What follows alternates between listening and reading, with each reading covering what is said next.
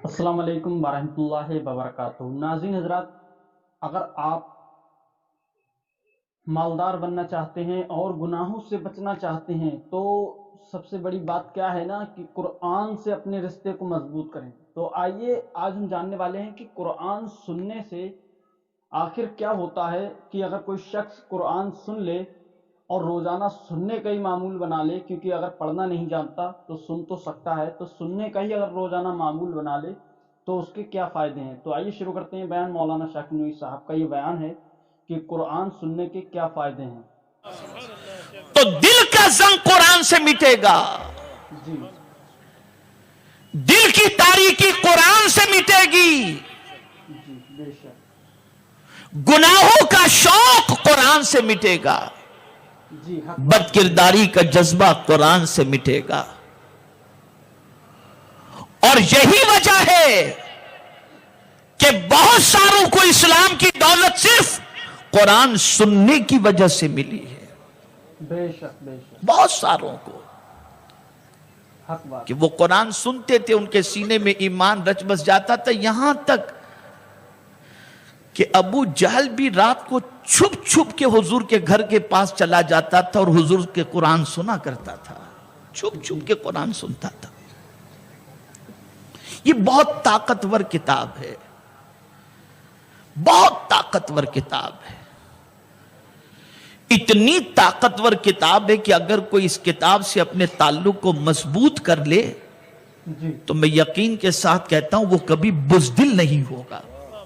حق بات ہے، بے شک، آپ کی طبیعت اللہ نہ کرے کبھی گھبراتی ہو، بہت بے چینی آپ کو لاحق ہو جائے، آپ کو سکون نہ ملتا ہو، آپ کو اطمینان نہ ملتا ہو، آپ کی طبیعت ایک دم بوجھل سی محسوس ہوتی ہو، آپ کچھ نہ کریں، وضو کریں، اللہ کی کتاب کو کھول کر کے بیٹھ جائیں اور پڑھنا شروع کریں۔ ادھر آپ قرآن پڑھیں گے، آسمان سے رب قدیر کی طرف سے آپ کے قلب پر سکون نازل ہونا شروع ہو جائے گا۔ جی بے شک، اور یہی وجہ تو ہے کہ میدان جنگ میں بھی صحابہ جاتے تھے تو ایک زین پر پیر رکھتے تھے اور دوسرے زین پر قدم رکھنے تک پورا قرآن ختم کر لیا کرتے تھے۔ جی لیکن آج قرآن پڑھنا بھی تو نہیں آتا نا۔ اتنے ہمارے علماء ہیں، 2 بڑے ہمارے ناسک میں ادارے ہیں، مساجد میں اتنے ائمہ موجود ہیں، ان کی زندگی میں شاید ایسا سابقہ پڑا ہوگا کہ کوئی خود سے آ کر کے کہتا ہو کہ حضرت ہمارا قرآن شریف درست کر دیجئے۔ میں ان کا بہت مشکور ہوں کہ سنی دعوت اسلامی کے 4 مبلغین کو انہوں نے قاری بنائے، ماشاءاللہ۔ اللہ ان حضرات کو جزائے خیر عطا فرمائے، جو یہاں اس وقت ناسک کے قرب و جوار میں اور ناسک میں امامت کے فرائض اور دعوت دین کے فرائض انجام دیتے ہیں اور خود پڑھاتے بھی ہیں اور بچے قرآن مقدس پڑھتے بھی ہیں۔ سبحان اللہ، قرآن سے تعلق مضبوط کرو اور مقصد کو سمجھو۔ یہ قرآن اس لیے ہے کہ ظلمات سے نکال کر نور کی طرف لے آئے، جی کفر سے نکال کر اسلام کی طرف لے آئے، سب سے رشتے کو کمزور کر کے حضور سے رشتے کو مضبوط کرنے کے لیے یہ قرآن آیا۔ اور پھر اس قرآن کی عظمت پر قربان جائیے کہ قرآن نے آگے فرمایا بِإِذْنِ رَبِّهِمْ، کہ میرے محبوب صلی اللہ علیہ وسلم آپ ظلمات سے انہیں روشنی کی طرف لے جائیں اپنے رب کے حکم سے۔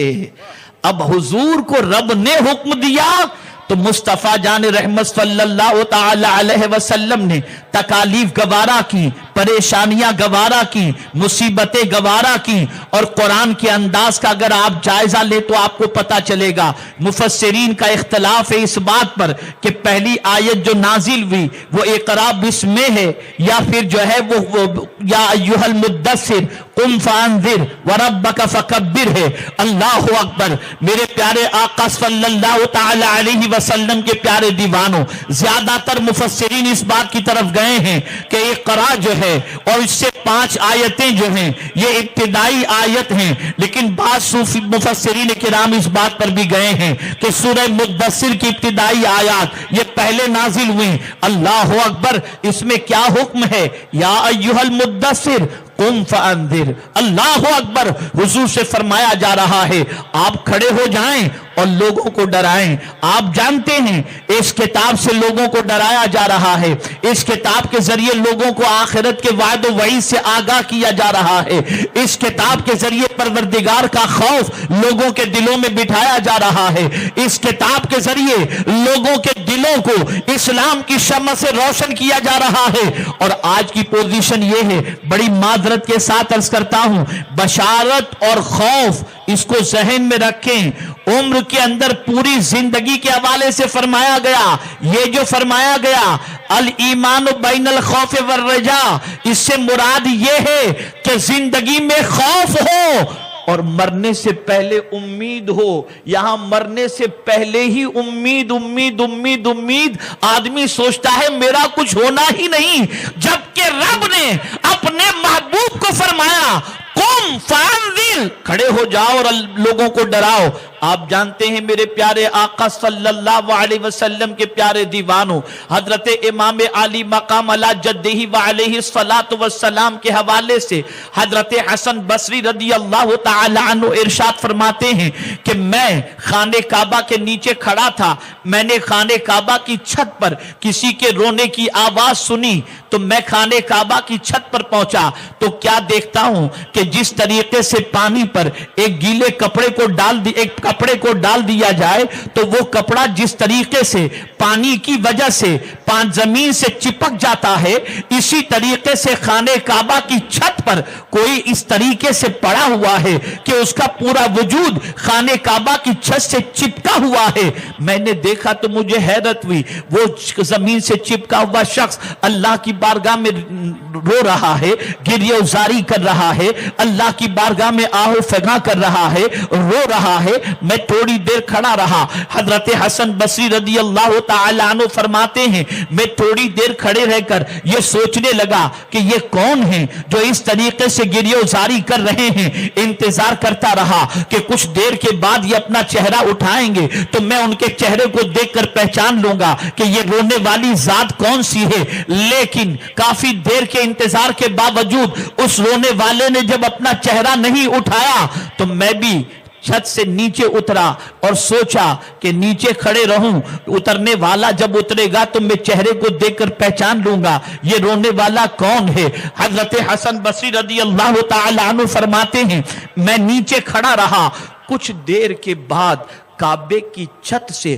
اترنے والے شخص کو جب دیکھا تو میرے پیر کپ کپانے لگے۔ کیا دیکھتا ہوں یہ کوئی اور نہیں تھا، نبی کے نواسے امام حسین تھے۔ اللہ اکبر، جب امام حسین کعبے کی چھت سے نیچے اترے میں نے ان کے قدموں کو پکڑ لیا، عرض کیا آپ تو نوجوانان جنت کے سردار ہیں، آپ اس طرح سے گریہ وزاری کر رہے ہیں، آپ اس طرح سے بلک رہے ہیں، آپ اس طرح سے اللہ کی خشیت میں گرفتار ہیں۔ اللہ اکبر، مصطفیٰ جان رحمت صلی اللہ علیہ وسلم کے نواسے حضرت امام حسین نے جواب دیا سنو رونے کی وجہ کیا ہے، میرے نانا پر اللہ کی کتاب نازل ہوئی اور میرے نانا نے یہ آیت کریمہ پڑھ کر کے ہمیں سنائی کہ رب نے مجھ سے فرمایا ہے وَأَنذِرْ عَشِيرَتَكَ الْأَقْرَبِينَ، اپنے گھر والوں کو اللہ سے ڈراؤ۔ تو جب سے یہ آیت ہم نے سنی ہے ہم اللہ کے ڈر کے اندر گرفتار ہیں، اس لیے کہ ہم حضور صلی اللہ علیہ وسلم کے اہل خانہ ہیں اور ہمارے لیے اللہ نے ڈرانے کا حکم دیا،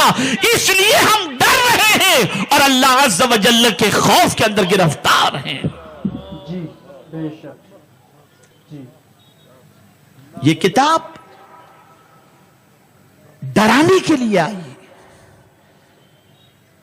اللہ کا خوف دل میں پیدا کرنے کے لیے آئی۔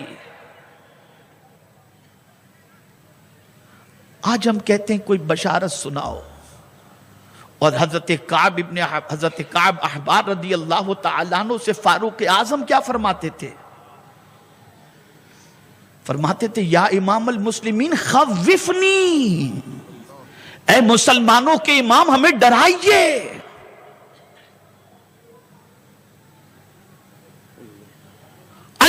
से डरो। दर बदर की ठोकरें, जिल्लत और रुसवाई, परेशानियां, बर्बादियां, तबाहियां, अगर इनसे बचना है तो अल्लाह के डर को दिल में जगा दो। नुज़ूल कुरान के कई मकासिद बयान किए गए। एक मकसद तो ज़ुल्मात से नूर की तरफ ले जाना, और दूसरी जगह पर मेरे करीम ने फरमाया तबारकल्लज़ी नज़्ज़लल फ़ुरक़ान अला अब्दिही लियकून लिल आलमीन नज़ीरा।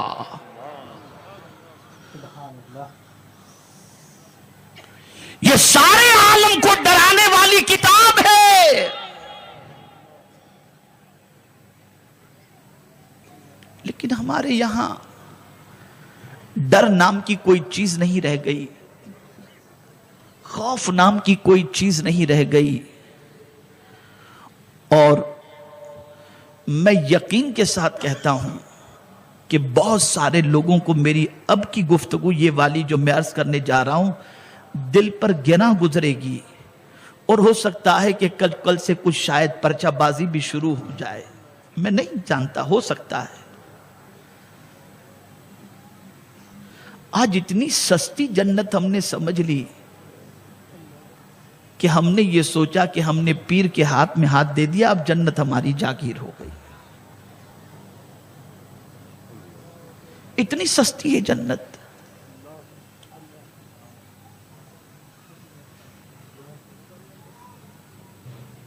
इतनी सस्ती। मैं यहां एक बहुत अहम बात अर्ज करता हूं।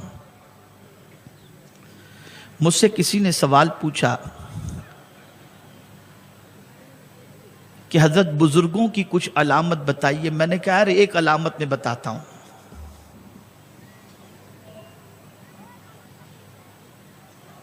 सही मानों में बुजुर्ग वो है जिसकी सोहबत में बैठकर तुम्हें आखिरत याद आ जाए। उनकी सोहबत में बैठने से तुम्हारे दिल से दुनिया की मोहब्बत निकल जाए। सबसे ज्यादा सोहबत हुजूर की अगर किसी ने पाई तो सिद्दीक अकबर ने। अब आप देखिए, सिद्दीक अकबर ने पानी तलब किया तो उनके लिए शरबत आया तो लरस गए, कांप गए, और इरशाद फरमाया पानी मांग रहा हूं और तुम शरबत दे रहे हो, कहीं ऐसा तो नहीं कि दुनिया का गलबा मुझ पर हो गया हो।